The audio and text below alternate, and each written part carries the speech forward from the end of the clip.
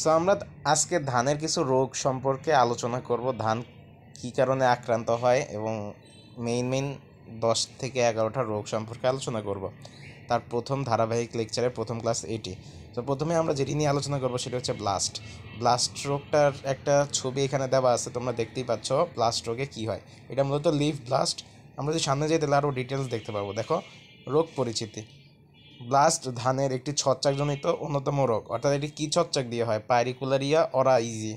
এই রোগটি সাধারণত আমন ও বোরো মৌসুমে বেশি হয়ে থাকে। চারা অবস্থা থেকে শুরু করে ধান পাকার আগ পর্যন্ত যে কোনো সময় এই রোগটি দেখা যায়। এটি পাতা ব্লাস্ট, গিট ব্লাস্ট এবং শীষ ব্লাস্ট নামে পরিচিত। ইংলিশে যদি বলি leaf blast, node blast and panicle blast. So অনুকূল অবস্থায় এটি ব্যাপক ধানের ক্ষতি করে থাকে, প্রায় 100% পর্যন্ত ফলন কমে যেতে পারে এটির কারণে। আগেই বলা হয়েছে এটি পাইরিকুলারিয়া অরিজা নামক ছত্রাক দ্বারা হয়। সো রোগ চেনার উপায় হচ্ছে ব্লাস্ট রোগটি ধানের পাতা, গিট, শীষের গোড়া বা শাখা প্রশাখা এবং বীজে আক্রমণ করে থাকে, যা আমরা জানলাম। পাতা ব্লাস্ট আক্রান্ত পাতায় প্রথমে ক্ষুদ্র ক্ষুদ্র দাগ দেখা দেয়। আস্তে আস্তে তা বড় হয়ে মাঝখানে ধূসর বা সাদা বা কিনারা বাদামি রং ধারণ করে। দাগগুলো একটু লম্বাটে হয় এবং দেখতে অনেকটা চোখের মতো।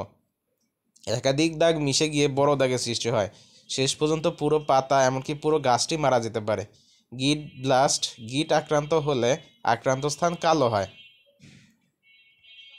সো পাতা ব্লাস্টে আমরা কি দেখলাম? পাতায় প্রথমে ক্ষুদ্র ক্ষুদ্র দাগ দেখা যায়, পরে আস্তে আস্তে তা বড় হয়ে মাঝখানে ধূসর এবং চারপাশে বাদামি রং ধারণ করে। দাগগুলো একটু লম্বাটে হয় এবং দেখতে অনেকটা চোখের মতো। আক্রান্ত দাগ মিশে গিয়ে বড় দাগের সৃষ্টি করে। শেষ পর্যন্ত পুরো পাতা, এমনকি পুরো গাছটি মারা যায়। এটা ছিল আমাদের পাতা ব্লাস্ট। আর যদি আমরা গিট ব্লাস্টে আসি বা নোড ব্লাস্টে আসি, তাহলে গিট আক্রান্ত হলে আক্রান্ত স্থান কালো হয়, যেখানে চিত্র দেখতে পাচ্ছি। সেটা হচ্ছে জোরে বাতাসের ফলে আক্রান্ত স্থান ভেঙে পড়ে, কিন্তু একদম আলাদা হয়ে যায় না। এই অবস্থায় আক্রান্ত গিটের উপরই অংশ মারা যায়। শীষ ব্লাস্ট, এই যে এখানে দেখতে পাচ্ছ শীষ ব্লাস্ট। শীষের গোড়া আক্রান্ত হলে এখানে কালচে বাদামি দাগ পড়ে। শীষের গোড়া বা যে কোনো শাখা অথবা ধান আক্রান্ত হতে পারে। শীষের গোড়ায় আক্রমণের ফলে সে অংশ পচে যায়। ধানে ফুল আসার পরপরই আক্রমণ হলে শীষের সব ধান চিটা হয়ে যায়। দুধ অবস্থা বা তার পরে আক্রান্ত হলে আক্রান্ত স্থানে শীষ ভেঙে পড়ে। আশা করি বোঝা গেছে। তো শীষের গোড়া আক্রান্ত হলে সেখানে কালচে বাদামি দাগ পড়ে। শীষের গোড়া বা যে কোনো শাখা অথবা ধান আক্রান্ত হতে পারে। শীষের গোড়ায় আক্রমণের ফলে সে অংশ পচে যায়। ধানে ফুল আসার পরপরই আক্রমণ হলে শীষের সব ধান চিটা হয়ে যায়। দুধ অবস্থা বা তার পরে আক্রান্ত হলে আক্রান্ত স্থানে শীষ ভেঙে পড়ে। সো কখন কোন অবস্থায় রোগটা বেশি হয়? হালকা বুনটের মাটি, যার পানি ধারণ ক্ষমতা কম, সেখানে এই রোগ বেশি হয়। গুড়ি গুড়ি বৃষ্টি, রাতে ঠান্ডা, দিনে গরম এবং দীর্ঘ সময় পাতায় শিশির জমে থাকলে রোগ বিস্তারে সহায়তা হয়। অতিরিক্ত ইউরিয়া সার ব্যবহার এ রোগের মাত্রা বৃদ্ধি করে। রোগাক্রান্ত বীজও এ রোগের জন্য দায়ী। সো কিসের জন্য দায়ী? সেটা হচ্ছে হালকা বুনটের মাটি, অর্থাৎ কোর্স মাটি, যেটার পানি ধারণ ক্ষমতা কম এবং এ রোগ বেশি হয় গুড়ি গুড়ি বৃষ্টি, রাতে ঠান্ডা, দিনে গরম এবং পাতায় শিশির জমে থাকলে। আর অতিরিক্ত ইউরিয়া সার ব্যবহার করলে এটা রোগের মাত্রা বৃদ্ধি পায়। রোগাক্রান্ত বীজও এই রোগের জন্য দায়ী। রোগ দমনে করণীয়: মাটিতে জৈব সার ব্যবহার করতে হবে, সুষম মাত্রায় সার ব্যবহার করতে হবে, বিশেষত ইউরিয়া সার সঠিক মাত্রায় 3 কিস্তিতে প্রয়োগ করতে হবে। সুস্থ বীজ ব্যবহার করতে হবে।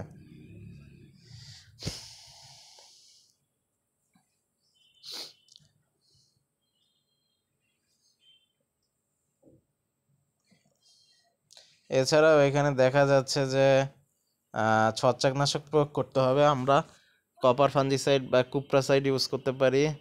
এখানে আরও আছে নেটিভো 75 প্রয়োগ করা যেতে পারে, 0.6 গ্রাম। আর কিছু হাইব্রিড অবস্থা, কিছু রেজিস্ট্যান্ট ভ্যারাইটি আমরা ইউজ করতে পারি।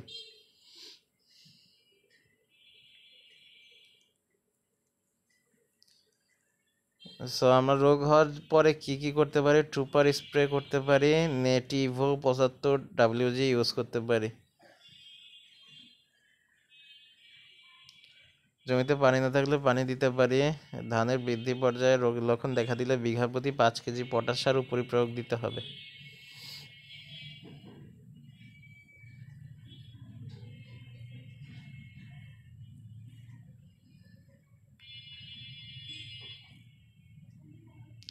সো আশা করি ব্লাস্ট রোগটা বোঝা গেছে আর কি। এবার আসে পরবর্তীতে ব্যাকটেরিয়াল পাতা পোড়া বা ব্যাকটেরিয়াল লিভ ব্লাইট। এই যে আমরা দেখতে পাচ্ছি চিত্রটা, এই যে ব্যাকটেরিয়াল লিভ ব্লাইট হচ্ছে অনেকটা এই যে এক সাইড দিয়ে একদম পুড়ে যায় এরকম মনে হয় আর কি, পাতা পোড়া রোগ তার জন্য তো বলা হয়। সো এটা একটি ব্যাকটেরিয়া জনিত রোগ, আগেটা ফাঙ্গাস জনিত ছিল, এটা ব্যাকটেরিয়া জনিত রোগ। এটার নামই হচ্ছে ব্যাকটেরিয়াল লিভ ব্লাইট, অর্থাৎ বিএলবি বলা হয় এটাকে। সো এটি একটি ব্যাকটেরিয়া জনিত রোগ। আউশ, আমন এবং বোরো মৌসুমে এই রোগ হয়ে থাকে। ব্যাকটেরিয়াজনিত পাতা পোড়া রোগের আক্রমণ প্রত্যেক বছর ধানের ফলন গড়ে শতকরা 30% কমে যেতে পারে। সারা বছরে এই রোগ মাঠে দেখা যায়, জাতভেদে এই রোগের আক্রমণ ক্ষতির মাত্রা কম বেশি হতে পারে। সো এই রোগটি জ্যান্থোমোনাস অরিজা বা প্যাথোভার অরিজা নামক ব্যাকটেরিয়া দ্বারা হয়। তো পাতা পোড়া 3টা ছবি আমরা এখানে দেখতে পাচ্ছি কীরকম রোগ চেনার উপায়। পাতা পোড়া রোগের গাছে পাতা ও চারার পৃথক লক্ষণ দেখা যায়। ক্রিসেক লক্ষণ, চারা ও কুশি অবস্থা সাধারণত ক্রিসেক লক্ষণ দেখা দেয়। রোগের ফলে গাছটি প্রথমে নেতিয়ে পড়ে এবং আস্তে আস্তে পুরো গাছটি মারা যায়। গাছের গোড়ায় হাত দিয়ে চাপ দিলে পুজের মতো তরল বের হয়, তা তীব্র ঝাঁঝালো দুর্গন্ধযুক্ত। আর পাতা পোড়ার লক্ষণ কি, যেটা আমাদের বেশি ইম্পর্টেন্ট ক্রিসেকের থেকে, যে ধান গাছের কুশি বা পরবর্তী যে কোনো সময় পাতা পোড়া লক্ষণ দেখা যায়। রোগের শুরুতে পাতার অগ্রভাগ বা কিনারায় পানি চোষা শুকনা দাগ দেখা যায়, অর্থাৎ ওয়াটার লগড ড্রাই স্পট দেখা যায়। দাগগুলো আস্তে আস্তে হালকা হলুদ রং ধারণ করে এবং পাতার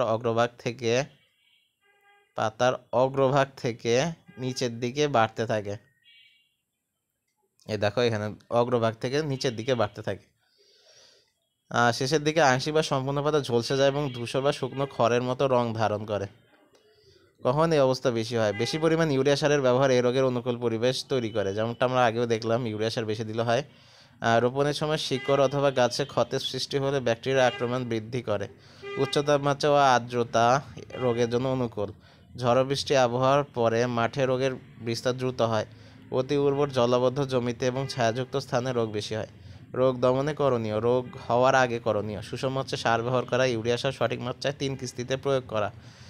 রোগ হওয়ার পরে করণীয়: ঝড় বৃষ্টি বা রোগ দেখার পরপরই ইউরিয়া সারের পরিপ্রয়োগ বন্ধ রাখা।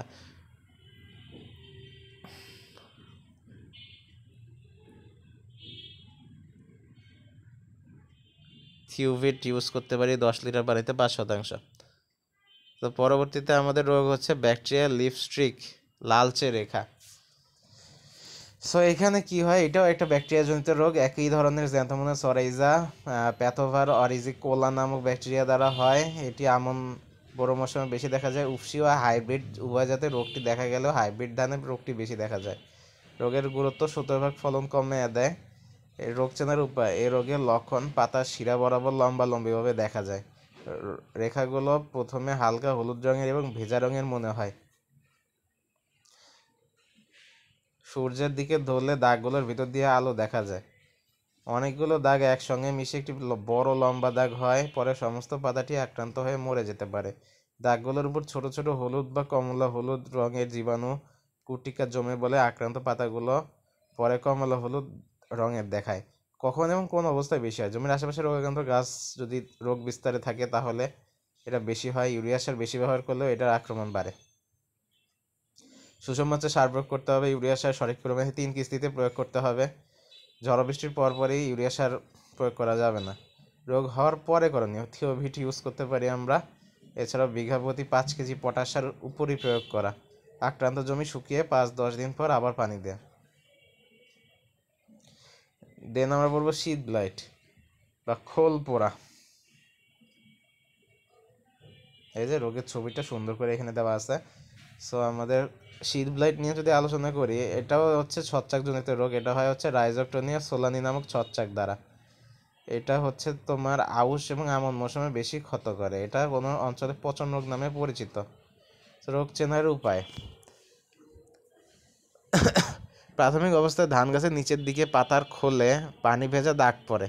এই যে দেখতে পাচ্ছ, পাতার খোলে পানি ভেজা দাগ পড়ে। দাগগুলো আকারে বৃদ্ধি পেয়ে বিভিন্ন আকার ধারণ করে। দাগগুলোর মাঝখানে সাদা বা ছাই রং হয়, বাদামি রেখা দ্বারা সীমাবদ্ধ থাকে। দাগগুলো অনেক সময় একত্রে মিশে গিয়ে বড় দাগের সৃষ্টি করে। অনেকগুলো দাগ পাশাপাশি থাকলে দেখতে গোখরো সাপের চামড়ার মতো ছোপ ছোপ দেখা যায়, অর্থাৎ এই দেখো অনেকটা কোবরার মতো দেখা যায় আর কি, যেখান দিয়ে যে দেখা যাচ্ছে। সো পাতার নিচের দিকে খোলে ওয়াটার সোক থাকে, গোখরা সাপের মতো দেখা যায়, কোবরা স্নেকের মতো দেখা যায়। এটা হচ্ছে রোগের চেনার লক্ষণ। কখন বেশি হবে? খড়কুটা, ছত্রাক, কাণ্ড রোগের প্রাথমিক উৎস হিসেবে কাজ করে। বন্যার পানি মাধ্যমে রোগ যেমন এক জায়গা থেকে অন্য জায়গায় ছড়ায়। এছাড়াও ব্যবসা গরম অবস্থায় বেশি হয়, বাতাসের মাধ্যমে বিস্তার লাভ করে। বেশি পরিমাণে ইউরিয়া ব্যবহার করলে রোগটির তীব্রতা বাড়ে। জলাবদ্ধ জমিতে খোল পড়া রোগ প্রাদুর্ভাব বেশি হয়। সো এখানে আমাদের রোগ হওয়ার আগে পরে কি করতে হবে, যেটা হচ্ছে চারার দূরত্ব বাড়াতো যেতে পারে, তারপরে AWD করা যেতে পারে, পটাশের সমান 2 কেজিতে ভাগ করে দেওয়া যেতে পারে, সুষম সার ব্যবহার, রোগ দমনে কার্যকর ইউরিয়া সার সঠিক মাত্রায় কিস্তিতে প্রয়োগ করা। রোগ হওয়ার পরে করণীয় কি? গাছের উচ্চতা 30 ভাগের নিচে থাকলে ছত্রাকনাশক প্রয়োগ করার দরকার নেই। এছাড়াও আমরা নেটিভ ইউজ করতে পারি, স্কোর ইউজ করতে পারি এই ক্ষেত্রে।